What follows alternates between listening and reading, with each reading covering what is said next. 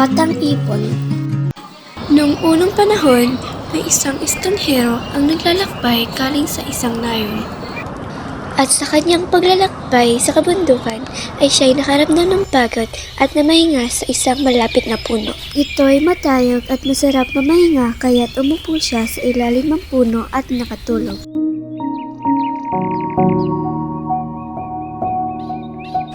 Nang siya ay magising sa kanyang pagkakahimbing ay narinig niya ang mga ibong humuhuni sa kanyang paligid. Kaya agad-agad niya itong pinuntahan dahil naisipan niya itong patayin at kainin. Nang makita niya ang ibon na kumakanta, agad niyang kinuha ang kanyang gamit na panghuli niya ng ibon.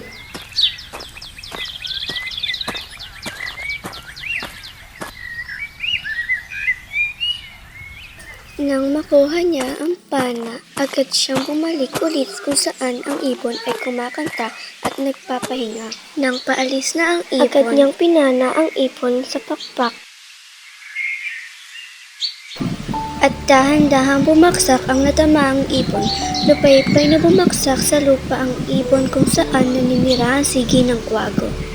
Agad-agad namang pinuntahan ni Ginang Kwago ang ibon. Naku po, ano ang nangyari sa'yo? Sino ang gumawa niyan? Hindi ko mawari kung sino, sapagkat ako'y nasa pugad ko lamang at namamahinga nang biglang may tumama sa aking kanang pakpak. Ako'y bumagsak at nakaramdam ng matinding sakit sa aking kanang pakpak dahilan upang hindi ako makalipad. Halika, tutulungan kitang magamot ang iyong sugat. Ika'y mamahinga muna sa aking tahanan. At inakay na ng kwago ang kawawang ibon.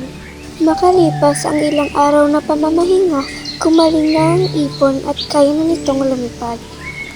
Maraming salamat sa iyo, Ginang Kwago, sa pag-aalaga mo sa akin habang ako'y nagpapagaling sa iyong tirahan. Walang anuman, ngunit nais kong malaman, sino nga ba ang may gawa niyan sa'yo? Hindi ko alam. Nais ko rin malaman kung sino kaya't kung maaari ay nais kong balikan ang aking pugad upang malaman kung sino ang nanakit sa akin. Halika at sasamahan kita.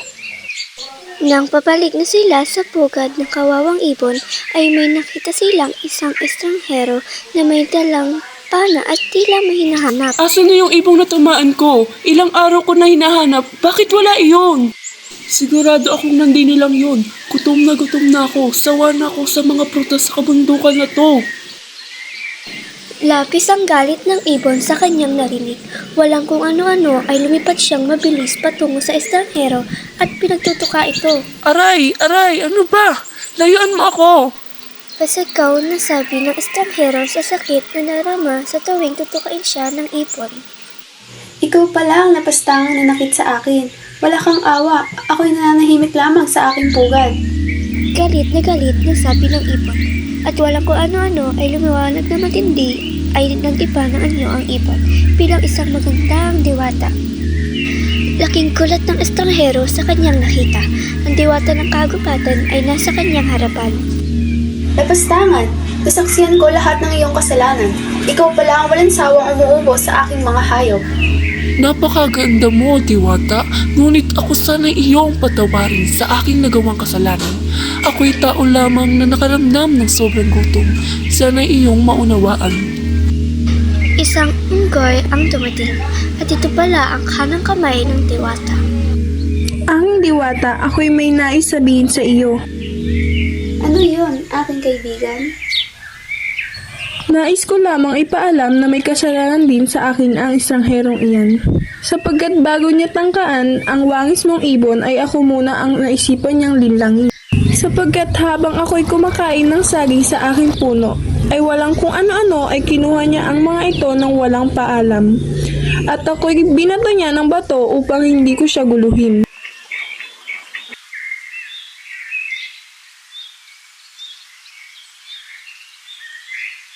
Malungkot na may halong inis ang sinabi ng unggoy sa diwata. Nakita mo na ang iyong ginawa? Hindi ka na maging mabait. Lahat lamang tayo ay nakakaramdam ng gutom. Hindi sapat na dahilan ng gutom para kumitil ka ng buhay ng ibang hayop na hindi naman dapat kinakain. Kaya't ito ang aking haton. Ikaw ay gagawin kong hayop na nasa loob ng kuweba. na sa gabi lumalabas at umahagi natutulog. Ika'y magiging paniki. At biglang nagbago ang anyo ng estranghero. Siya nga ay naging paniki. Ano ito? Bakit ako naging paniki? Kasi ikaw nasabi ng paniki sa Diwata. Nais kong maging patas, naway maintindihan mo ang aking parusa sa iyo. Sana naman ay mauunawaan mo may kanya-kanyang gutom rin tayo, ngunit iba ang pamamaraan ng mga hayop. Ang mga hayop ay pumapatay base sa kanilang uri. Ngunit ang tao na tulad mo ay walang kinikilala. Maaari ka namang kumuha ng isda mula sa aking ilog. Ngunit ako pa na anyong ibon at aking mga kaibigan ang iyong ninais kainin. Patawarin niyo ako sa aking kasalanan. Ako'y lubos na nagmamakaawa, aking Diwata. Ngunit hindi siya pinakinggan ng Diwata at iniwan siya sa ganung wangis.